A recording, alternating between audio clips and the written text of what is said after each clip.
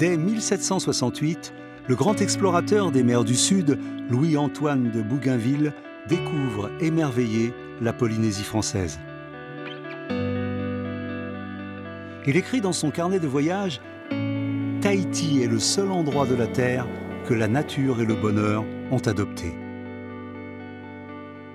Aujourd'hui encore, Tahiti et ses îles offrent la vision mythique d'un Olympe béni des dieux, s'étendant sur un territoire aux 1000 nuances, vaste comme l'Europe.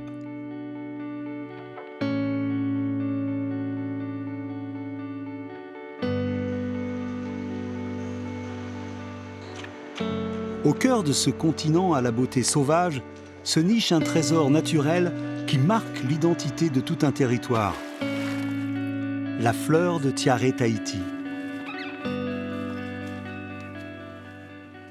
Déclaré emblème national, le Tiare Tahiti parsème le territoire depuis plus de 2500 ans, emplissant l'air de son parfum suave et vanillé.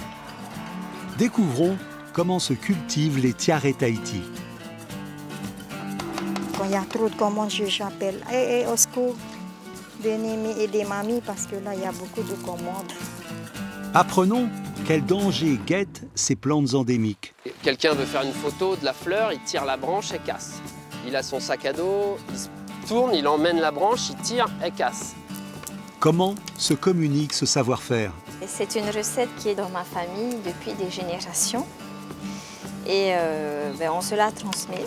Et quel lien les habitants de Tahiti entretiennent avec leur emblème? Pour nous, le fait de partager, c'est ça notre joie, c'est ça notre objectif. Plongeons dans le sillage du Tiare Tahiti pour apprendre comment, derrière leur renommée, se joue la transmission de traditions ancestrales dans laquelle l'humanité et la nature sont étroitement liées. Avec 3 brins d'herbe, les gens ils font des belles choses. C'est extraordinaire. Je trouve ça magique à Tahiti. Je suis bien ici.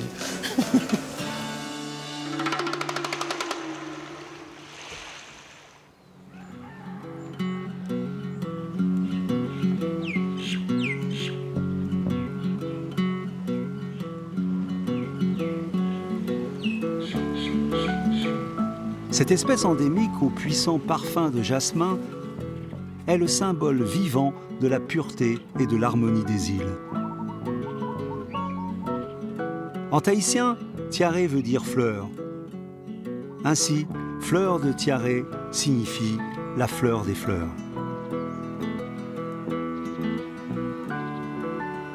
Tous les matins, dès le lever du soleil, Juliette s'affaire dans son champ pour cueillir les fleurs juste avant leur éclosion.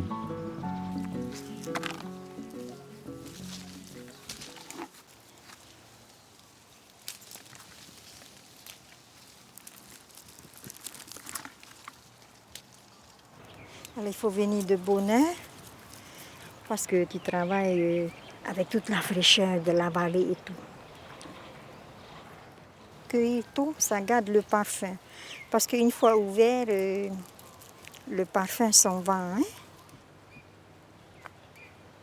J'aime bien, c'est un travail qui me plaît. La fleur, c'est doux, ça parfume, ça embaume, ça donne la joie. Et c'est bien parce qu'on peut mettre sur l'oreille comme ça, même si on n'a pas une couronne, on voit une tiare et on la pose, ça y est, c'est bon. C'est bon pour la journée, on fait pour moi, c'est joli. Juliette cueille jusqu'à 2000 fleurs par jour tout au long de l'année, fouillant dans les arbustes au feuillage épais les discrets boutons. J'ai commencé en 1994. On a amené les tiares, on a planté il y a 300 pieds. Avec ces 300 pieds, on vient déjà nous demander « Est-ce que vous ne vendez pas des fleurs? On a besoin pour l'église et pour le temple. » J'ai dit « Puis alors, c'est comme ça que j'ai commencé à casser, à donner. Et après, on s'est fait connaître, comment on dit, de bouche à oreille, quoi. Et puis après, on est envahi de clients. Et puis, voilà, la plantation, elle continue jusqu'à 1500. Et puis j'ai dit, on a assez. Ça suffit parce que c'est quand même du travail à casser.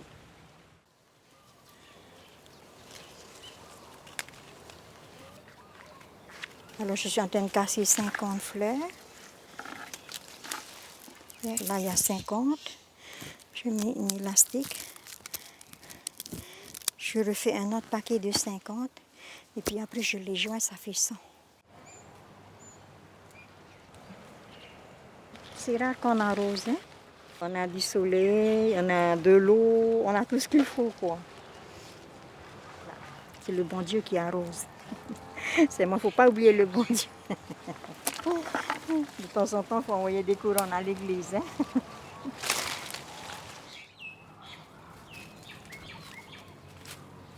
Siméon, le mari de Juliette, l'aide dans sa cueillette un peu malgré lui.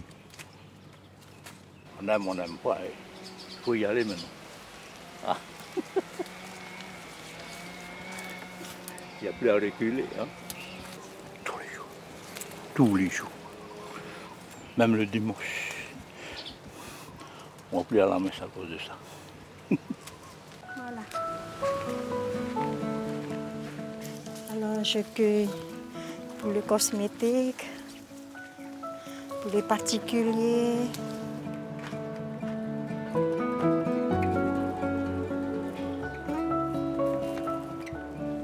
Enfin, un peu pour tout le monde, quoi.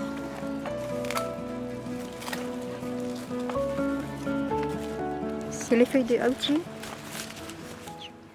C'est pour envelopper les tiaris. Parce qu'avec ces feuilles-là, ça garde, comment dire, la fraîcheur de la fleur. 2-3 jours, et même plus. Hein?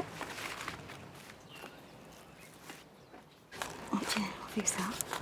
Et puis on coince bien avec ses doigts. Puis on fait ça. On ne tapote pas fort parce que ça risque de blesser la pointe. C'est juste pour ajuster.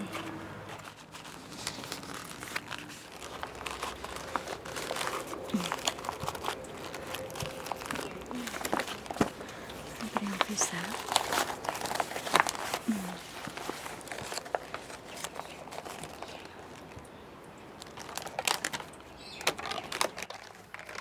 Voilà. Prêt pour partir en France.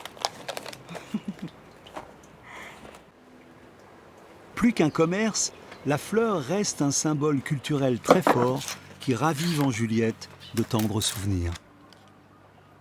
Il y avait un pied de tiare là-bas. Et ma maman allait chercher toujours une tiare pour mettre à son oreille. Toujours. Et des fois, quand je regarde, elle n'a pas de fleur, je vais voir s'il y a une fleur, je trouve, je lui donne. Elle me dit, ah ben c'est mon bébé. J'ai connu ma maman comme ça, avec une fleur sur l'oreille.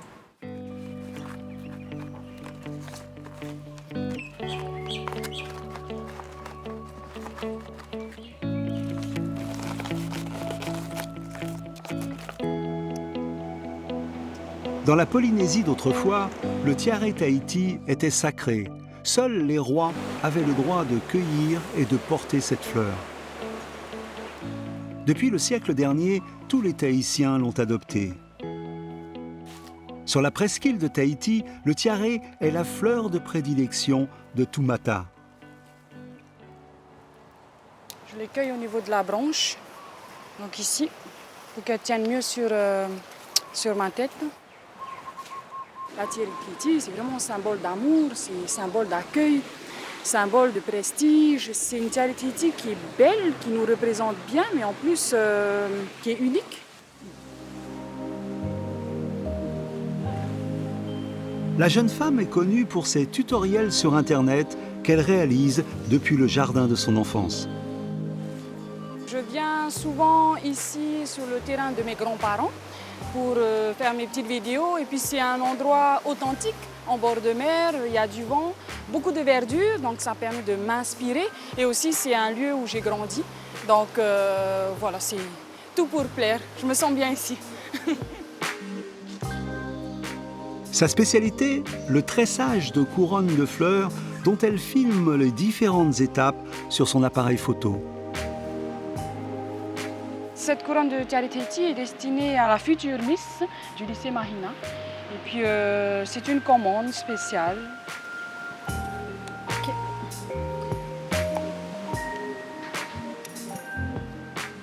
Toujours après mes vidéos, je monte quand même le matériel. Alors là, j'ai des fougères qui est le métoapua. des tiares de Tahiti. Là, j'ai du raffia qui me permettra de coudre et bien sûr mon aiguille. Je prends les belles feuilles pour les belles pointes et là, j'enlève une par une. L'objectif, c'est de mettre un peu de vert pour faire ressortir les pétales justement de la fleur de tiare. Donc je commence à mettre de la verdure, pas trop grande. Je dispose délicatement. Surtout au niveau du tiare Tahiti, les pétales sont assez fragiles. Et si une casse, il y a des possibilités qu'elle se fane beaucoup plus vite que d'autres. Donc j'essaie d'être minutieuse le plus possible. Hop. Et à chaque fois, je mets deux pour aller plus vite.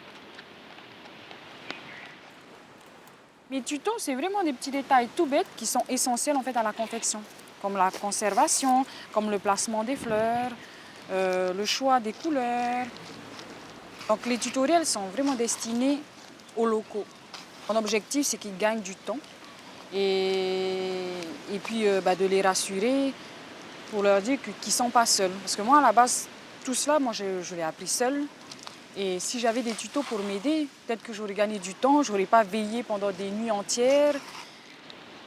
Près de 300 fleurs cueillies dans son jardin seront nécessaires pour réaliser la couronne.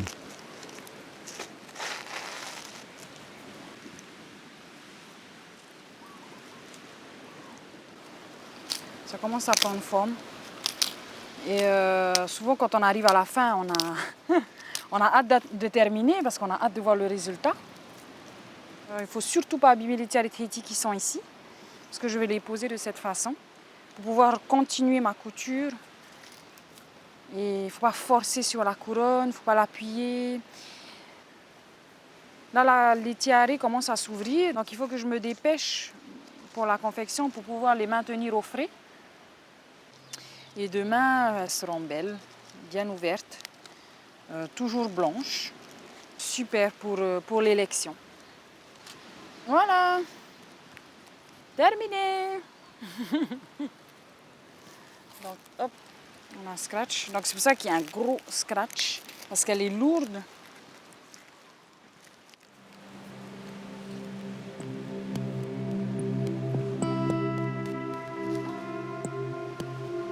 Bien loin du folklore, le tiare Tahiti reste donc aujourd'hui fortement enraciné dans la culture.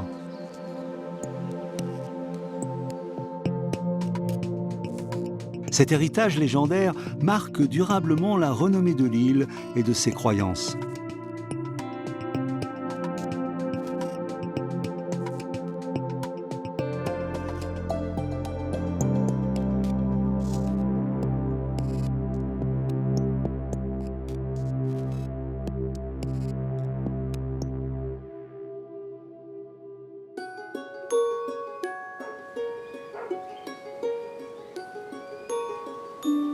La fleur des fleurs entre dans la composition du monoï, l'huile sacrée des Polynésiens.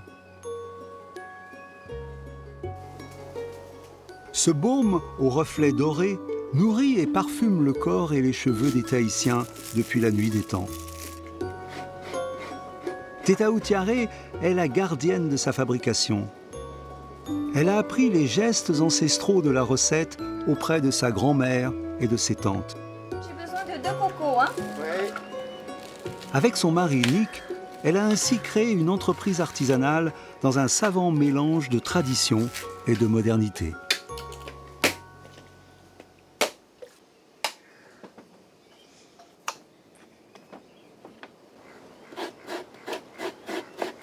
Alors là, j'ai demandé à mon mari de me râper des cocos parce que j'ai besoin de refaire du monoeil.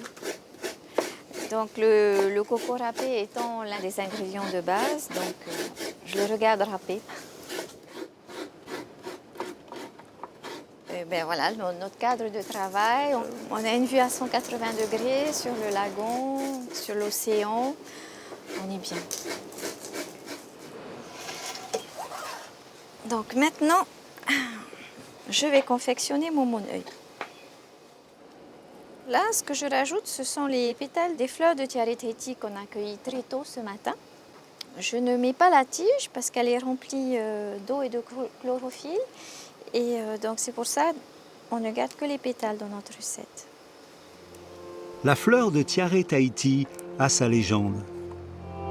Elle aurait été créée par le dieu de la beauté, Atea, qui a confié cette fleur pure et parfumée à Miya, une sirène.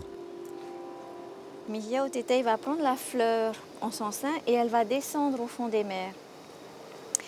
Et là, petit à petit, la fleur va s'épanouir, va commencer à faire des petites racines jusqu'à ce qu'on ait le premier arbuste de tiare. C'est là qu'on se dit que la légende de la création de la fleur ne peut qu'être vraie, puisque les Tiare Tahiti qui poussent en bord de mer sont beaucoup plus beaux que ceux qui poussent un peu plus à l'intérieur des terres. Ça s'appelle le Tiare Avaro. Donc c'est une plante qui est riche en acide salicylique. Et en la mélangeant au mon-œil, ça va aider justement à exsuder l'huile qu'il y a à l'intérieur du coco. Je vais commencer à aérer un peu le mélange.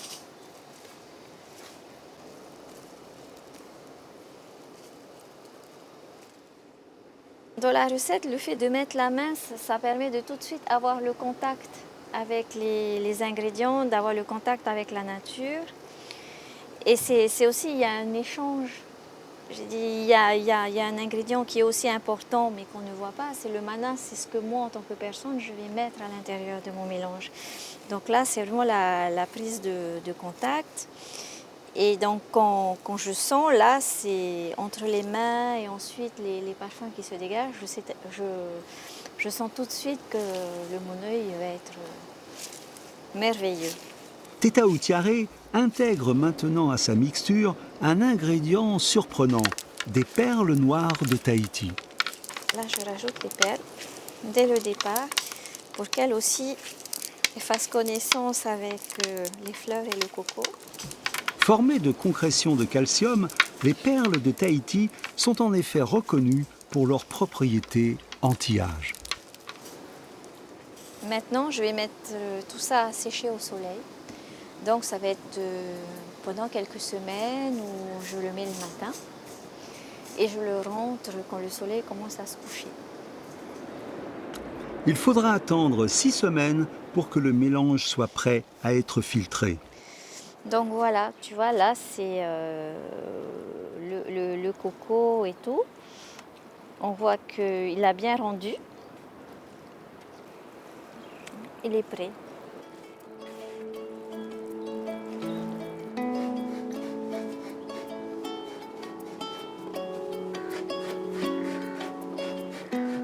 Lorsqu'on ramasse une fleur, on lui parle. Les Tiare Tahiti qu'on a ramassés ce matin, avant de les cueillir, on leur parle. On leur dit, écoute, bonjour, voilà, je viens te voir aujourd'hui, Tiare Purotu, parce que j'ai besoin de toi. J'ai besoin de toi parce que je vais faire du mon-œil. Je suis désolé, mais je vais te cueillir. Mais tu sais, je t'aime. Je t'aime beaucoup et je sais, je connais ta force, ta puissance. Merci. Merci pour tout ce que tu vas nous donner. Et ce respect de la plante, pour nous Polynésiens, il est important. Depuis 1992, le mon-œil est le seul produit de Polynésie protégé par une appellation d'origine contrôlée.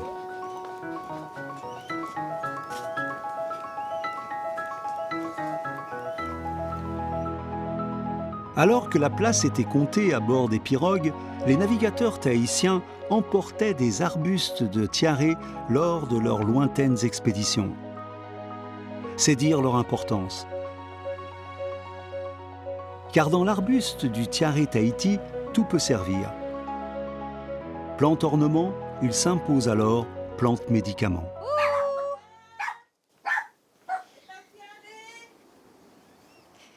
Bonjour Tati. Ah, chérie, comment vas-tu?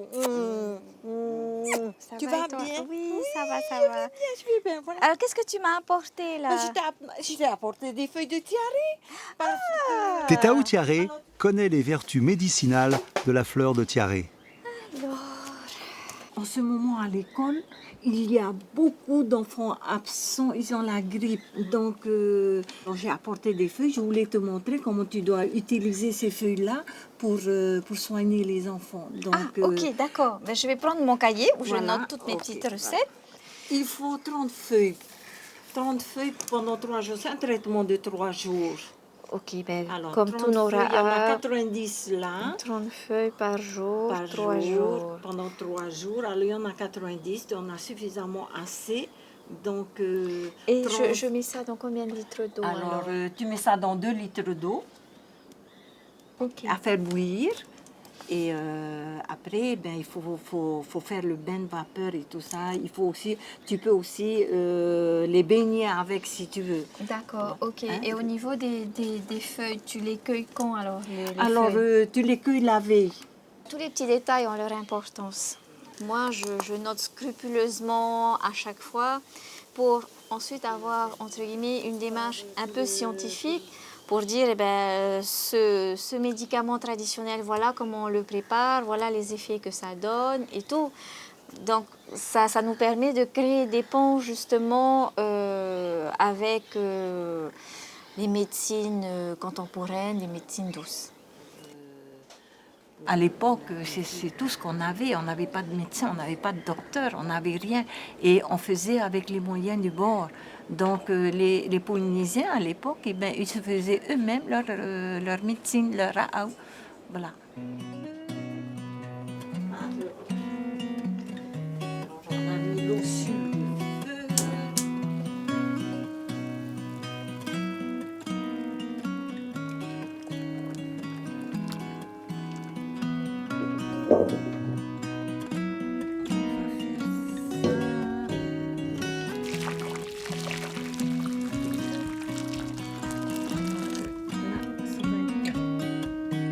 Si les rituels et les croyances sont présents dans la médecine traditionnelle, les vertus thérapeutiques du Tiare Tahiti sont bien réelles, suscitant l'intérêt du corps scientifique pour la composition de nouveaux remèdes. Chaque année, le CIPAM réunit des chercheurs de tout l'archipel pour échanger sur les dernières découvertes. Et il semblerait que le Tiare ait encore des secrets à révéler.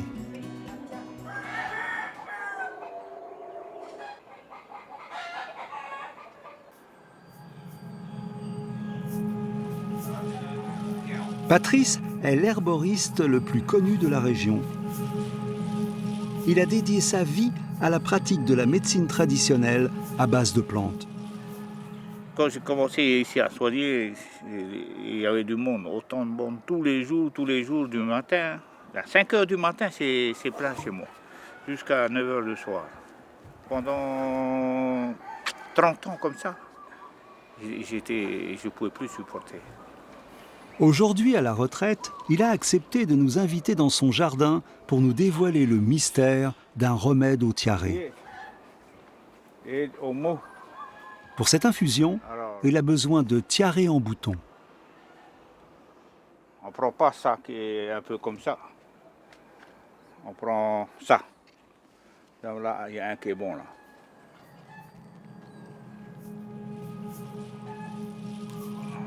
Voilà. Hein. Comme ça, ceux-là sont bons. Seule Élise, son épouse, est autorisée à récolter les autres ingrédients composés essentiellement de racines de fougère.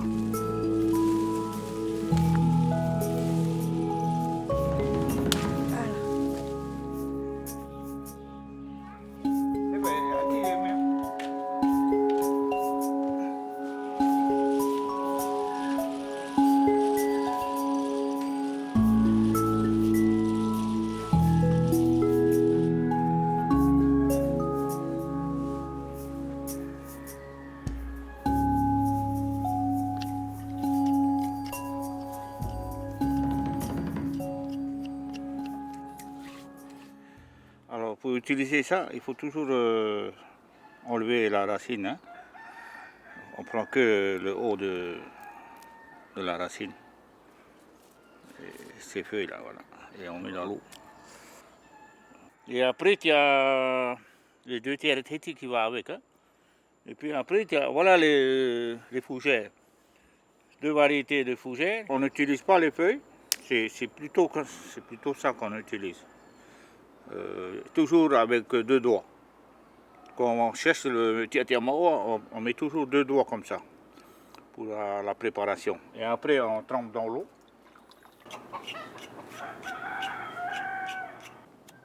Selon la tradition, avant de commencer à faire son rao, c'est toujours une petite prière spirituelle pour bénir ce que l'on est en train de faire.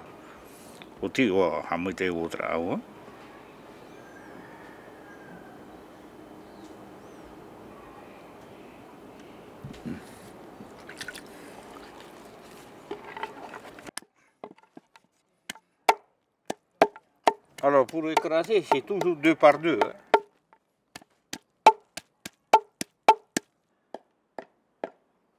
On écrase le tiare Tahiti. Ici, le savoir-faire est aussi important que le don de guérison transmis par les ancêtres. Moi, j'étais tout le temps accompagné avec eux. J'étais tout le temps là pendant mon enfance. Quoi. On n'a pas vraiment étudié à l'école, mais on a beaucoup appris avec eux. Depuis l'âge de 12-11 ans, j'étais avec ma grand-mère. Elle m'apprenait déjà à regarder, il faut que je suis, comment elle masse les enfants, les hommes, les femmes. Et en même temps, il préparait le rao. Mais je ne faisais pas. Quand j'ai commencé à partir de 22 ans, par là. J'ai commencé à apprendre son savoir. Hein. Donc, c'est pas venu comme ça. Hein. Alors, une fois que tu as mis dans le mer, tu mets dans l'eau comme ça, dans le verre, là, pour macérer le rao. Voilà, la couleur, donne la couleur après.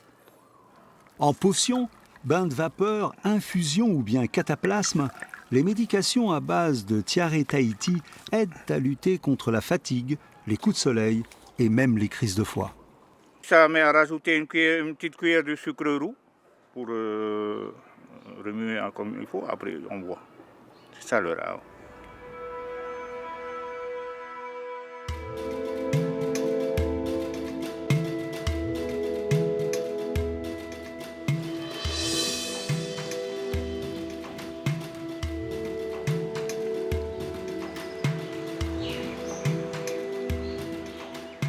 C'est ici, à Raiatea, l'île la plus sauvage et la plus sacrée de l'archipel, que pousse l'une des fleurs les plus rares au monde, le tiare apetaï, la plus proche cousine du tiare Tahiti. Mais cette fleur est en grand danger. Son observation est scrupuleusement encadrée par des guides spécialisés comme Romy. Après là, on va monter, on va arriver à une barre rocheuse. Faire attention en montant. Et une fois passé la barre rocheuse, on va essayer de garder le silence jusqu'à la ligne de crête. Donc vous pouvez prendre des photos, observer, chuchoter. On y va?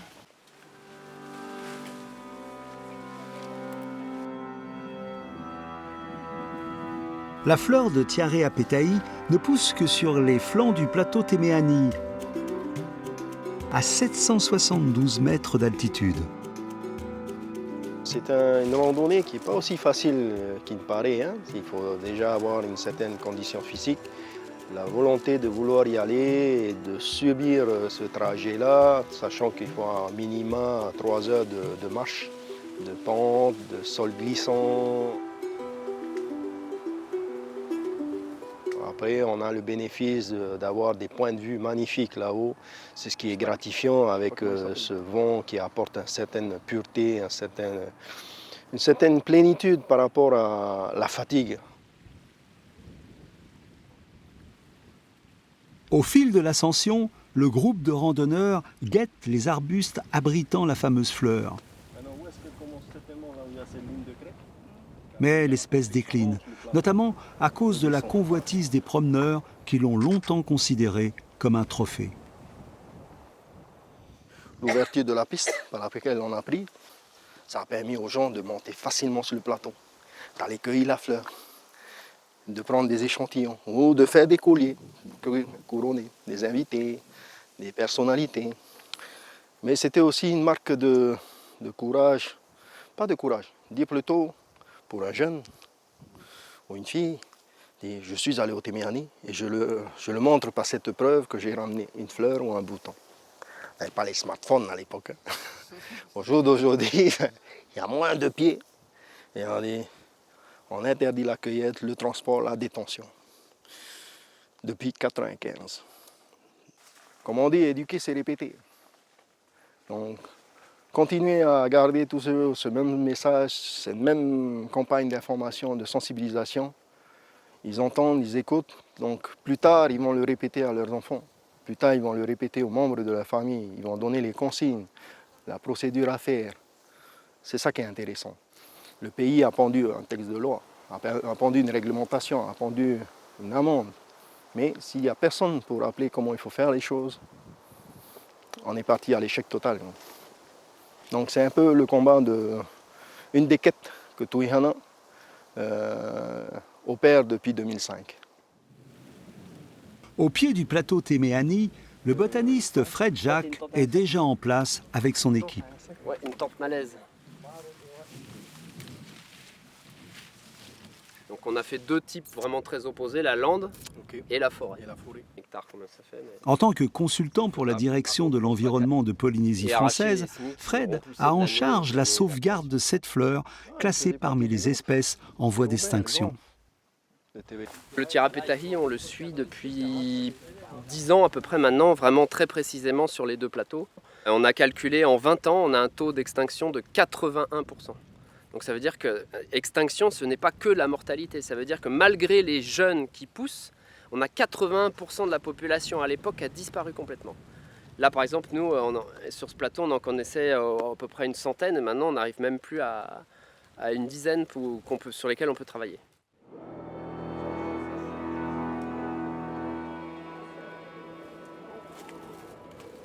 Il y a tellement de facteurs qui rentrent en jeu. Donc là, y compris donc, les plantes envahissantes qui sont en train littéralement de détruire tout l'habitat qui est très petit, c'est que 300 hectares. Donc là, on a deux équipes pour retirer manuellement ces plants envahissants avant qu'ils surplombent toute la végétation naturelle du plateau. Il y a surtout deux plantes envahissantes qui sont problématiques. Donc là, il y a le Feijoa, le Rhodomyrtus tomatosa et le Cocoplum, le Chrysobalanus ikako. L'arrachage des plantes se fait à la main, un travail fastidieux, scrupuleusement répertorié.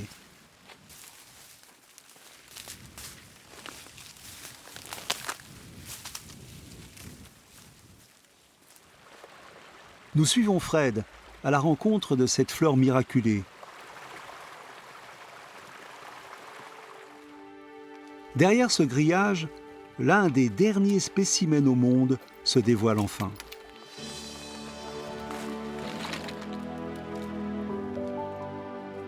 La frêle fleur ne s'ouvre qu'à l'aube, découvrant dans un léger claquement ses 5 pétales épanouis comme les doigts d'une main.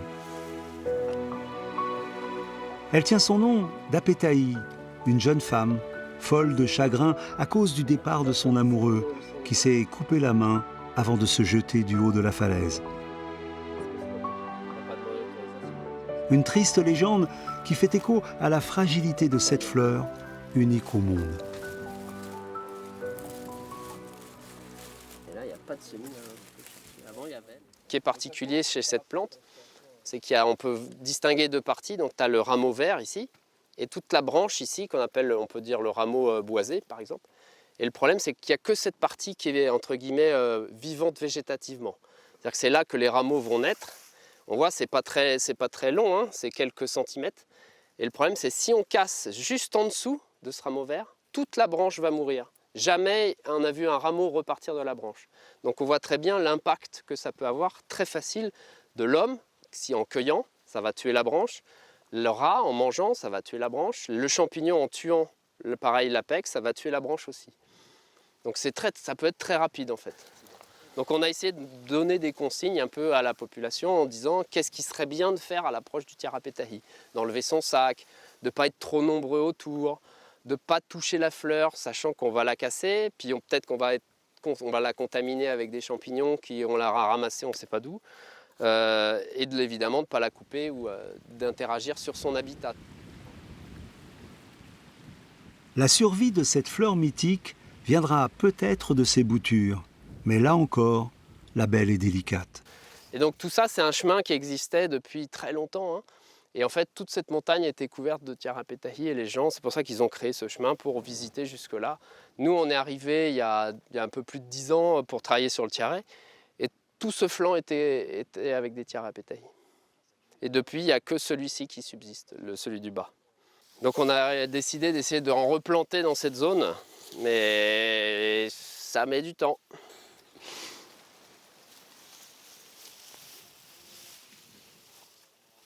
Ici, là, on a un fruit typique, je le récupère. Donc là, je ne sais pas si c'est intéressant, donc on peut jeter un œil. On va voir la taille des graines. C'est moins d'1 millimètre, la graine. Et c'est ce qui nous permet de remultiplier le tiare petahi, c'est de récupérer ces fruits. Parce que malheureusement, on peut regarder, hein, en dessous, il n'y en a plus. Naturellement, la plante n'arrive pas à se régénérer. Pour l'instant, c'est la seule façon qu'on a trouvée, c'est nous-mêmes de planter la graine, de la protéger pendant plusieurs années, et après de la remettre en terre localement, et donc de renforcer la population présente. Malheureusement, sur 100 graines mises à germer, on n'a que 4 plants qui arrivent à 4 ans. Donc on n'a que 4% de réussite pour l'instant. Là, c'est un semis qu'on a planté il y a presque 8 ans à peu près, hein. Il fait un peu moins de 20 cm, donc ça a une croissance très lente, hein, le tiare petahi. On avait calculé en moyenne, c'est 2 cm par an. Notre souhait à tous, c'est qu'on arrive un jour à voir une fleur de ce qu'on a planté en terre pour dire, ça y est, on a réussi à boucler le cycle du tiare petahi et de récupérer les graines de ce qu'on a pu planter. Depuis cette année, le ministère a déclaré le sauvetage du tiare petahi comme priorité nationale. Un nouvel espoir qui récompenserait toutes ces années d'efforts pour le botaniste. Elle est là. Grâce à cette plante qui est vraiment emblématique, on peut arriver à récupérer des fonds, que ce soit européens, même nationaux. On a bénéficié d'une stratégie nationale pour la biodiversité, évidemment des fonds locaux, hein, de la direction de l'environnement, des ministères, pour essayer de sauver l'habitat. Et donc en sauvant l'habitat, on sauve les oiseaux, on sauve les insectes, on sauve toutes les autres plantes qui sont endémiques de ce plateau. Donc grâce à une espèce qui est vraiment emblématique, on sauve vraiment plein d'espèces. Là on a calculé, on a 30 plantes menacées d'extinction sur ces plateaux seulement. Sortir de l'oubli pour mieux être sauvé. Telle pourrait être la solution de survie de cette fleur. Face à Tahiti se trouve Moorea, son île sœur.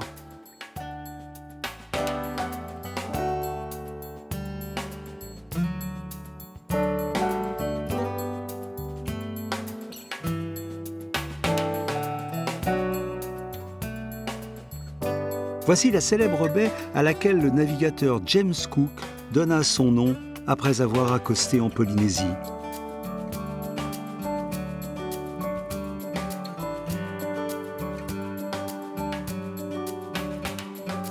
Au pied du mont Rotui, au cœur d'un domaine abrité et sauvage, s'est installé le lycée agricole de la région.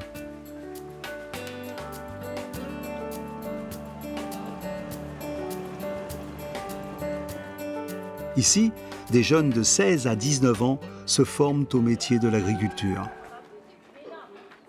Vous multipliez par l'autre côté. Et à ce moment-là, on dit qu'on a une plaque de 120 trous, 55 trous, etc. Ok. Et celui qu'on va prendre. Alors, prenez-la votre plaque. Alors. 4, 5, 6, 7, 8, 9, 10. Ça fait 60 trous. Donc on va avoir 60 plants. Ça, ce sont des grosses alvéoles, d'accord? Le proviseur Philippe Mahé dispense un cours particulier à APA, étudiante en commerce et vente au cœur d'un champ de tiare. Par rapport à une fleur comme ça, tu évites les fleurs abîmées. Déjà, toi, celle-ci, c'est déjà trop tard. Ouais. Elle est abîmée. Donc vraiment, la fleur... Ça, c'est limite aussi. Hein. Tu prends vraiment les fleurs de très belle qualité, où il n'y a pratiquement pas de défaut. Ça, c'est très bien. Tu prends ton temps et l'objectif, c'est vraiment de choisir les plus belles fleurs, de manière à ce qu'elles aient le maximum de parfum.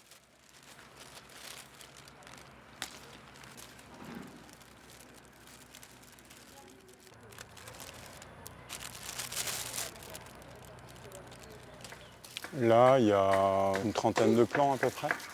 Les arbustes sont taillés en plateau assez régulièrement pour maintenir la hauteur de récolte abordable pour tout le monde. Autrement, l'arbuste aurait tendance à monter et aussi à se creuser, ce qui fait qu'il perdrait en productivité florale. Et il y a des récoltes pas journalières, mais presque. Après, ça dépend des besoins à la transformation.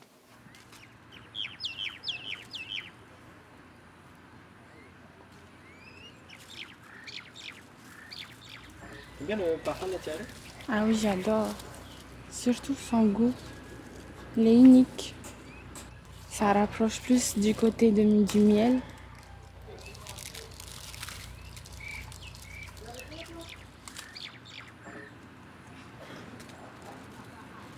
Ainsi, la fleur aux 1000 vertus peut aussi se manger.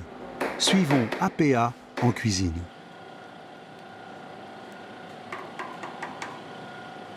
C'est ce que tu vas faire là, tu vas enlever les pétales. Regarde, je te montre. Enlever les pétales, tu vas mettre là. Une fois que tu as fini tout ça, on va passer au rinçage après. D'accord?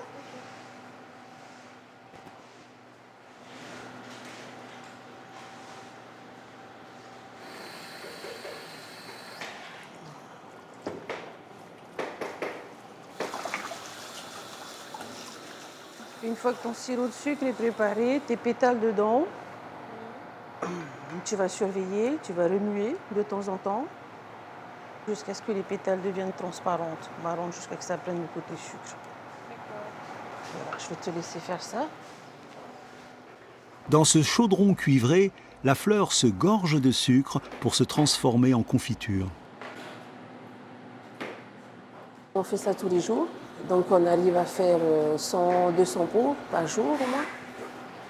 Du coup, après, moi, je gère en fonction des ventes qui se font, parce que je ne veux pas faire... mon stock est trop petit, donc je ne peux pas faire beaucoup trop. Donc, je fais en fonction des besoins. Je fais les ventes.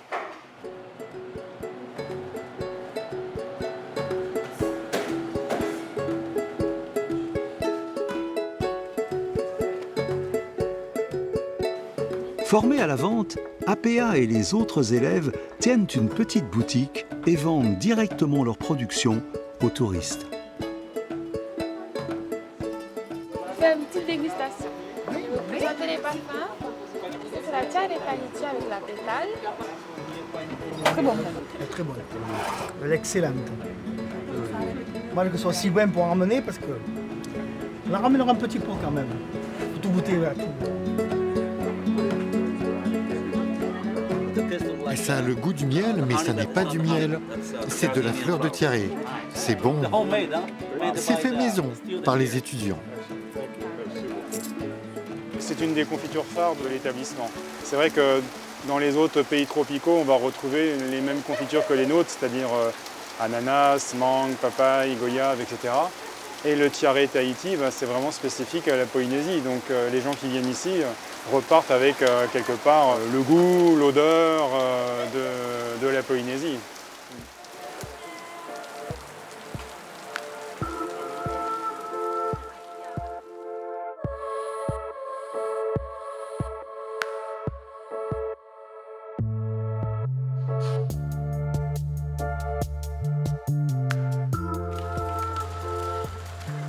Dans la culture tahitienne, l'amour et la contemplation de la nature trouvent leur apogée dans l'art de la danse traditionnelle.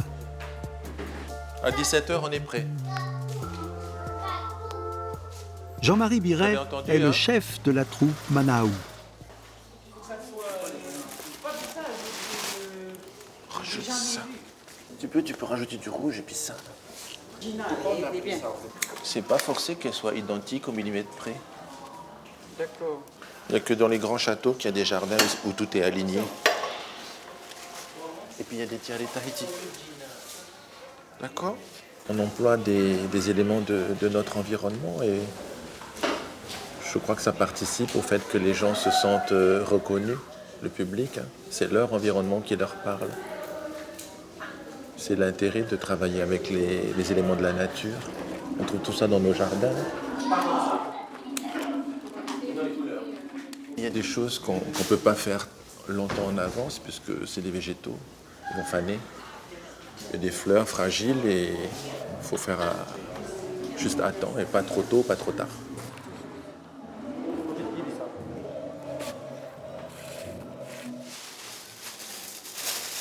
Et quand tu vas les enfiler, elles vont s'emboîter. Juste comme ça, pas plus. Hein? Une à la fois. Oui. Et par personne, je crois qu'il en faut 40. Ok, 40 fleurs. Ok. Allez, go. Le thème principal du spectacle de ce soir est la pureté. Pour l'illustrer, c'est le tiare Tahiti qui a été choisi comme fleur de base dans l'ensemble des costumes végétaux. Vous en êtes à combien? Ça fait 6, 7. 7 colliers déjà? Voilà. Top. Je voulais savoir s'il allait avoir suffisamment de fleurs. Il faut laisser des fils derrière pour pouvoir attacher. Et depuis toujours, le ras de cou avec que du tiare Tahiti pur, quoi. J'aime beaucoup, beaucoup. C'est cette image pure qui me plaît, cette couleur. Le tiare Tahiti, pour moi, ça nous représente. Et puis même moi, je suis amoureux de Tahiti. Mais grave. J'aime parler de Tahiti, j'aime vivre avec Tahiti, hein, j'aime le partager. C'est un endroit, c'est une manière d'être, une pensée qui est douce. Et ça me plaît beaucoup. On est peut-être protégé. Une petite île, c'est un souci des fois pour partir loin, mais on est à l'abri de beaucoup de choses, à l'abri de l'agitation.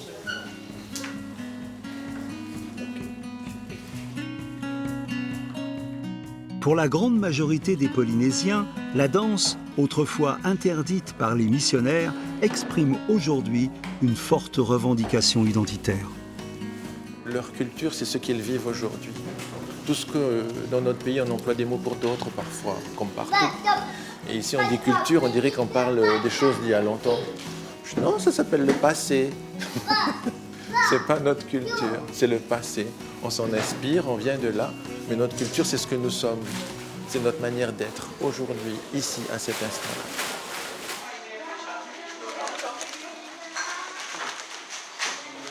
Voilà, je suis content parce qu'on arrive au bout. Merci pour tous les efforts. J'ai boosté, j'ai rouspété, mais il fallait que la machine avance. On est prêt juste à attendre. Tu as dit combien? Ce spectacle est en fait un concours de danse, au cours duquel les troupes les plus emblématiques de la Polynésie viennent se mesurer. Nature. Tiens, cadeau. Il y a des décors de l'autre côté en bois, il y a tout ce que vous avez préparé. On a 5 minutes pour les amener sur scène, les poser comme on veut, faire un essai et après on ressort. Maintenant. Déjà gagnant dans la catégorie art végétal il y a 2 ans, Jean-Marie espère bien remporter à nouveau ce prix.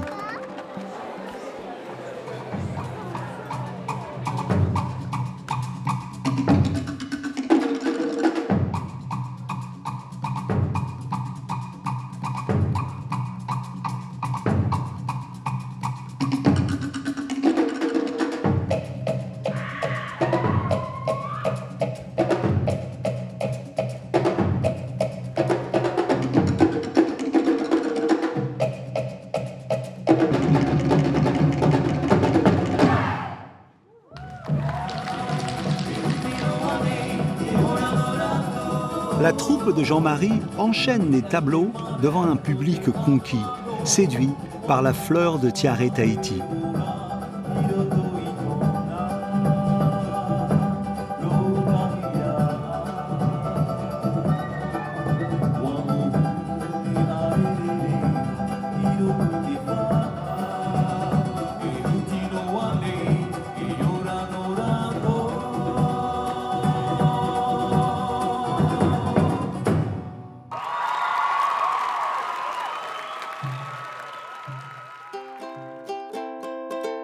Tout au long de la soirée, pas moins de 30 troupes de danseurs défilent sur la scène devant un jury de professionnels pour tenter d'accéder à la finale.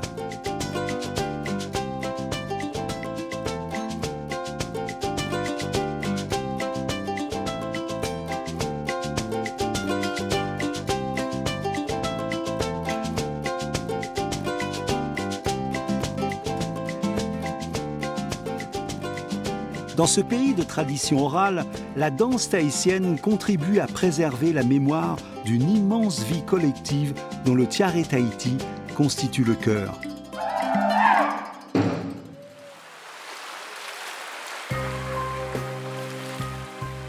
Plus que la victoire d'un groupe de danse, c'est celle de toute la culture polynésienne qui, ce soir, est mise en valeur. Parvenu au terme du voyage, le Tiare Tahiti s'est imposé comme le berceau culturel d'un peuple amoureux de son pays, soucieux de ses traditions et gardien d'un patrimoine fragile qu'il s'agit de préserver.